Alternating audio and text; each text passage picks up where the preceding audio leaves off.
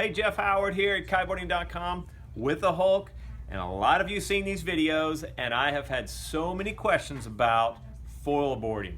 Is foil boarding for me? What are the benefits of foil boarding?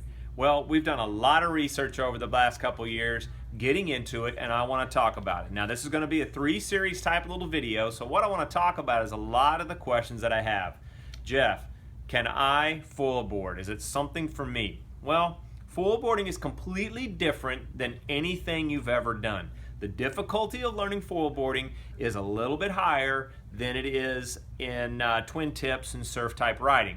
And that will be the third video of how to get into it. But can you do it? Absolutely. There are certain little rules and ways that you can follow, and it makes foil boarding or learning to foil board a lot easier.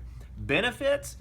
A main thing about the benefits of a foil board is a lot of the light winds. You can get out in a lot lighter winds. Now, why is that? It's because there is no drag. You can see here the foil board.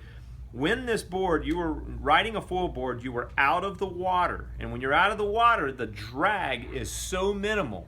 And the reason is because it's only this small surface down here that is in the actual water, and the drag is so low.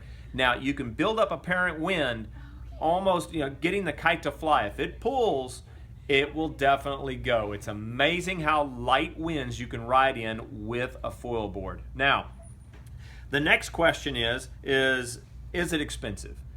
Learning to foil board and purchasing a foil board is probably one of the more expensive things to invest in. It's one of those things that once you pick up a board, you may grow into a different model, but there's going to be a lot of people coming underneath you, and the resale value of a learner type foil is definitely worthwhile. So one thing you want to learn is getting into foil boarding is not as hard. Now, what you want to do is you want to make sure too that you have the correct water depth. A lot of people will call in and they're in this very, very shallow area and they say, can I foil board? In most cases, no. There are certain areas that if you're somewhere you say shallow, waist deep to about chest deep, you can. There are different setups that do that. You can ride a shorter mast and not have as long as a mast, but you want to make sure that there's not many waves in that area. And usually when you're in those shallow waters, it's not. But sometimes in shallow waters you get the grass below in the water, and you want to be aware of that. So that will make a big difference. It can actually grab your foil and not work as well. So you want to make sure a certain depth of that water, and it is very important, you want to get out, and as you can tell, you've got to have a little bit deeper water.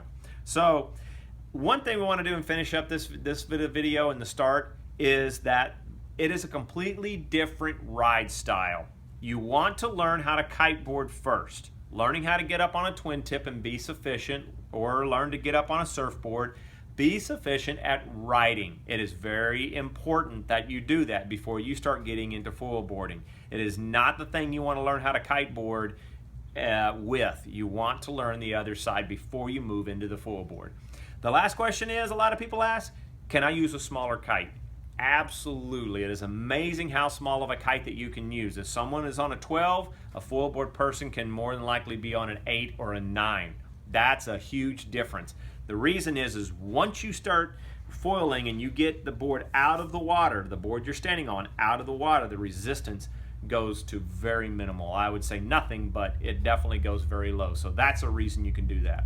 So anyway, we're going to move into the next video. The next video is going to talk about the anatomy of the foil board and what makes a difference. Anyway, it's Jeff Howard here at Kiteboarding.com.